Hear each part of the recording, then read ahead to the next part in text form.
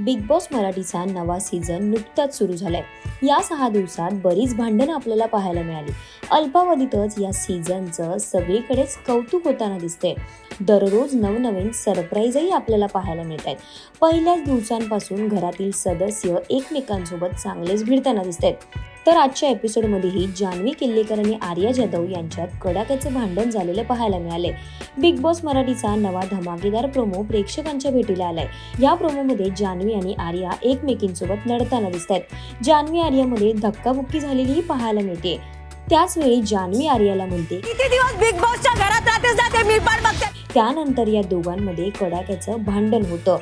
आर्या आणि जान्हवीच्या प्रोमोमधील पंगा पाहून बिग बॉस मराठीच्या आजच्या भागात नेमकं काय काय घडतंय हे बघण्याची प्रेक्षकांची उत्सुकता अजूनच वाढली आहे। दोघींनी खरंच हाणामारी केली असेल तर बिग बॉस त्यांना काय शिक्षा देणार हेही बघण्याची प्रेक्षकांची उत्सुकता वाढली आहे।